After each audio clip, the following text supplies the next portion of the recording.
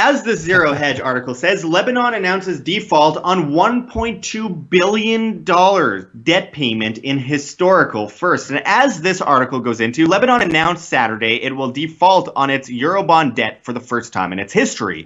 The protest-racked country has seen a recent change in government, banks opened for merely about half of the past few months, strict controls on hard currency withdrawals and transfers abroad amid a liquidity crisis, a plummeting Lebanese lira since October, a run on dollars, and crushing public debt, which has lately blown up to nearly 170% in its gross domestic product, now about $89.5 billion. Prime Minister Hassan Diab confirmed in public statements the bond payment of $1.2 billion due on Monday will not be paid. The debt has become bigger than Lebanon can bear and bigger than the ability of the Lebanese to meet interest payments, he said in a televised address. And I quote, "We are paying the price for the mistakes of the past years. Must we bequeath them to our children?" And as it continues below the photo here, it says, the broader crisis is being widely described as the worst and most potentially destabilizing disaster since the 1975 to 90 Civil War. It also means that the country's bond, which mature on Monday and which last traded at a price of 57 cents on the dollar, or roughly 8,000% YTM, won't be repaid. And you can see the chart there. Look at that spike, guys. Man, that's just absolutely crazy. Continuing on, it says local banks, which own some of the Eurobonds set to mature on March 9th, have long argued against a default, but clients also fear the continued rapid depletion of their savings. Diab appearing to respond not only to the people in the streets, but to criticisms from the West centered on the Mediterranean nations' decades of state corruption, pledged to continue negotiations to restructure the country's debt with all creditors in a manner consistent with the national interest. And I quote, "How can we pay creditors abroad when the Lebanese cannot get their money from their bank accounts?" Diab questioned, referencing controversial emergency measures banks have enacted since the start of the year, which in most places has limited account holders to withdrawing a mere $200 a week. The Lebanese had lived a dream that was a delusion, as though things were just fine while Lebanon was drowning in more debt, he said further. The domestic divide on the first ever default, which didn't even occur during the Civil War period, is further described as follows, and I quote, well, it says here, according to Marwan Barakat, head of research at Bank Audi, Lebanese banks owned $12.7 billion of the country's outstanding $30 billion Euro bonds as of the end of January. The central bank held $5.7 billion, and the remainder was owned by foreign creditors, he said. According to local media reports, Lebanese banks have recently sold a chunk of their Eurobonds to foreign lenders. Anti-government demonstrators who have remained on the streets since October have lobbied against repayment, fearing a depletion of reserves could further limit access to their savings. And in one of the more deeply alarming moments of his speech, Diab, who's only been prime minister since January after the former government stepped down, cited World Bank figures forecasting that over 40% of the population could soon enter poverty. And Monday's default, it will be even sooner. We're going to go to Tim for this. Tim, I wanted to hear your thoughts on this. Obviously, Lebanon has been going through a lot of tough times lately as far as issues with civil rights and, people rising up like we've seen in many countries around the world, obviously stymied to a great degree by this coronavirus fear. But I wanted to hear your thoughts on Lebanon. Obviously, they've been through quite a few crises over the years. What do you think?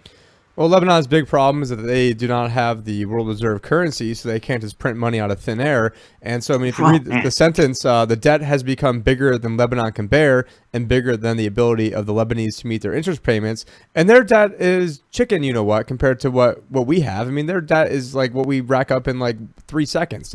And so, you take a look at this, and all of a sudden, they've got a gigantic problem on their hand. And by the way, if you were to have a Japanese or one of their bonds just, a few months ago, everything was riding fine, but it's always fine until the moment it's not fine. And so that's what, is going to go on in America, that everything's going to be fine.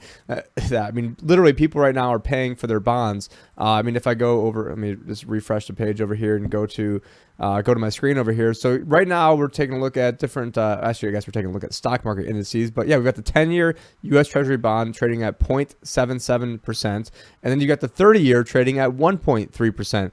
And so if you are dumb enough to buy a 1.3% 30-year bond, in my opinion, you deserve to get what is happening to you. And what people need to understand is that how the rates of bonds work inside of a portfolio. So if you are in a bond fund, if you have right now, you're 55 years old, you're 55 to 65, your advisor or yourself, you probably have about 40% in bonds. Maybe not our listeners, but just in general, have about 40% in bonds. Let's say you've got $1 million 10-year bond. Technically, it's a duration, not the maturity, but anyways, that's over most people's heads. But let's say you've got a 10-year bond.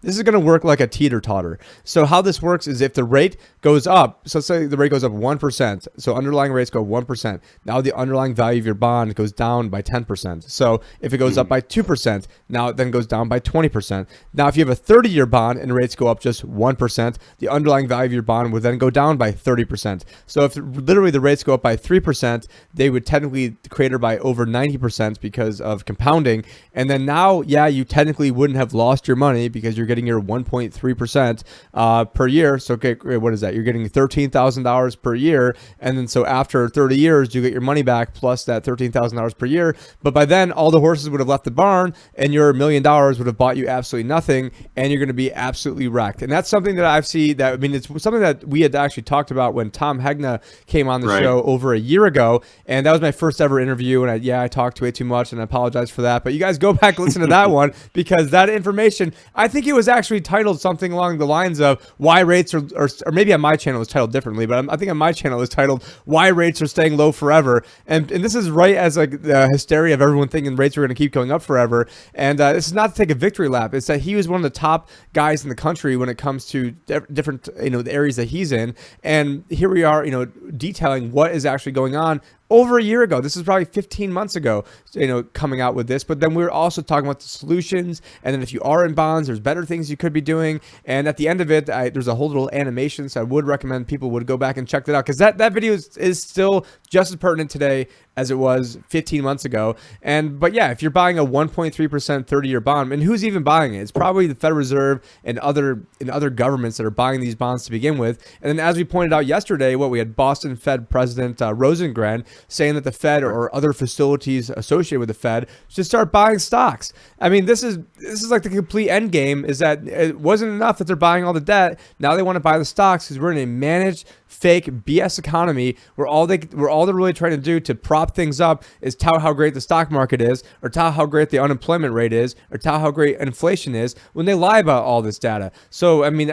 not to beat a dead horse when it gets to all this stuff, but I mean, if you can distort what the inflation rate is. So let's say maybe what I should do now is actually just go to shadowstats.com. So if you could actually just go and anyone can go there for themselves. John Williams, actually, I have been in talks with John to get him on the show, but you can go here, go to inflation rate, and then what you can actually see is how the government, how they price what inflation would be today based upon how they calculated it in the 80s, and how they calculated it based in the 80s would be right around 10% today. So maybe all the toilet paper buying helped push it back over 10%.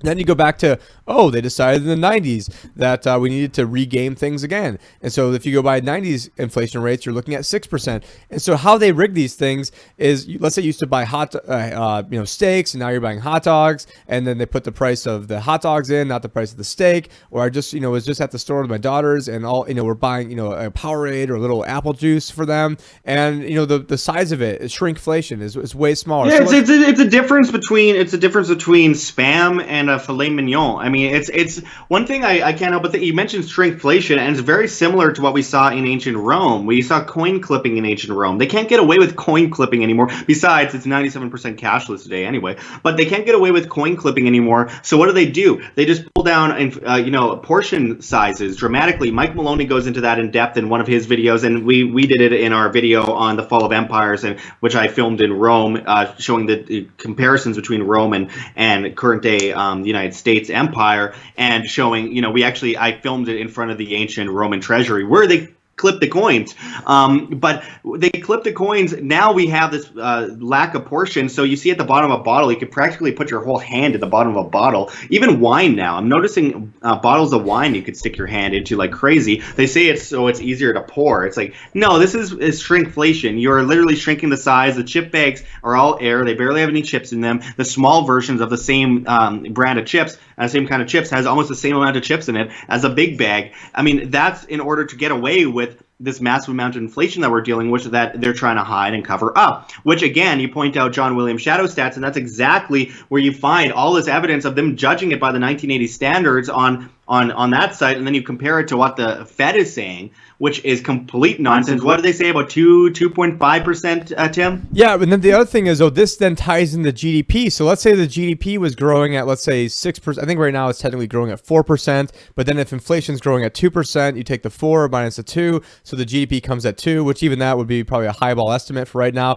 But let's say GDP was really growing at 6, or let's just take the 80s number. Let's say it's really growing at 10. But then, it meant the inflation was growing at 10. But you still have the GDP growing by 4, but inflation's growing by 10, the economy would now be contracting by 6%, not instead of this BS, growing between like 1 to 2 that they have now. So even that 1 to 2 is all games, artificial. I actually wrote an 18-page, I would call it like a little booklet or pamphlet on that. I could have made it 100 pages or 200 if I wanted to. But if you guys wanted to text Liberty Advisor, one word, I think if you text 2 words, it goes like Liberty Mutual or something. But text it one word to the number is 71441. And if you guys already know this stuff, great. Give it to your friends, give it to your family members, because this is not a left-right issue. This issue affects everybody. It's just absolutely pissing me off knowing how they do all this stuff. And so there's, more ways to rig the GDP numbers. There's more ways to rig the unemployment numbers. I mean, all this stuff is artificial. And we'll have John Williams on soon. I've been emailing him back and forth, trying to get him on. It's been a little while. So yeah, we'll get John on,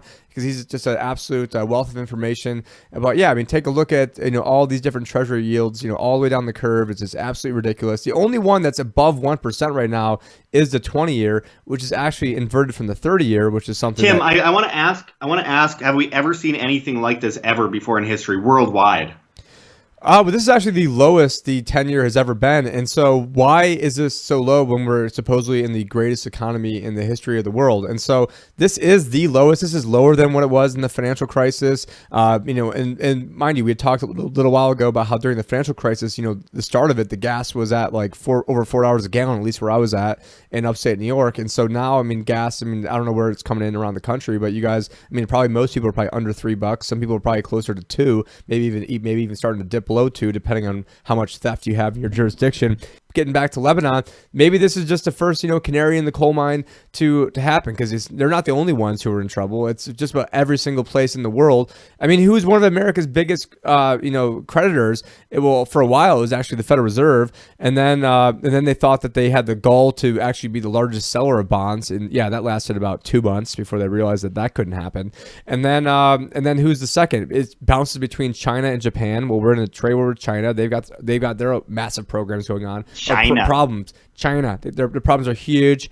And then you've got Japan, which Japan is, I believe, is the most indebted first world country in the world. So our 3 biggest people lending us money are the Federal Reserve, which is AKA ourself, which isn't really ourself because the whole private banking conglomeration. Yeah, that we know about that. Then it's between, depending on the month, China or Japan, and they're both absolutely screwed. And so it's like, having like MC Hammer be your, lender of last resort over here, where, we know that they're bankrupt, and there's absolutely no way that this can continue. Wait. I would trust MC Hammer any day over the Fed, but or the government or anyone involved. Maybe because when people are trying to steal his money, he'd be like, "Don't touch this," or something. I don't know. All right, we'll end this report right there. I think that's where we reach our bottom line. Appreciate it, Tim. Make sure to check those links below, guys, and become a client of Tim's by checking the links below. You can become a client, and he does great work at the Liberty Advisor.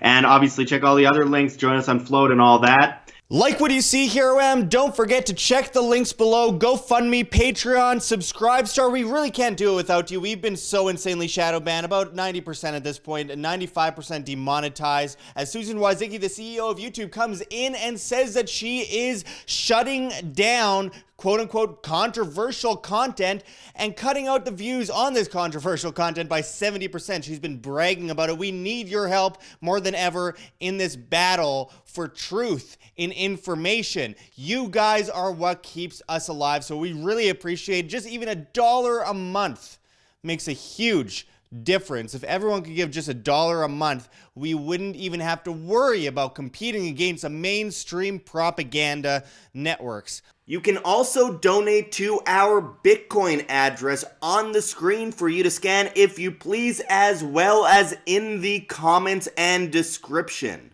Liking and sharing makes a big difference as well, and finding us on alternative social media platforms like float.app, that's flote.app, makes a huge difference. We're at Josh Sigurdson as well as at Wham. Float is replacing Facebook, YouTube, Twitter, Twitch, Tumblr, Reddit, and Patreon all in one with encrypted private messaging, and of course monetization on videos for creators, live streams with super chats in crypto, and most of all, no algorithm, because at the end of the day, it's all about reach, guys. This is all about actually reaching people with the message and waking up the public. You can also find us on Instagram, Twitter, Minds, BitChute, all sorts of different platforms. Try to follow us on as many things as possible, because very soon this channel will very likely just be completely deleted from YouTube, and you'll never see us again, and you'll be stuck with only the mainstream networks.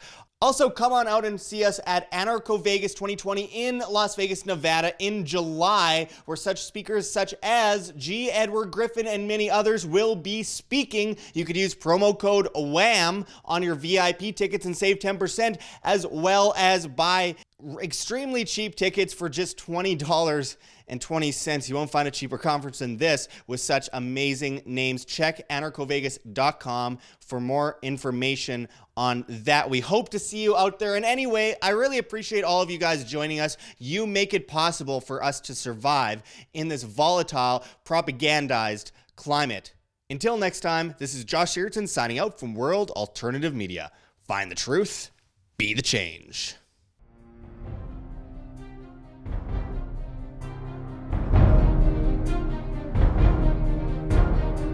I'm sure you have already changed people's minds in your young age because you're involved, and I like that.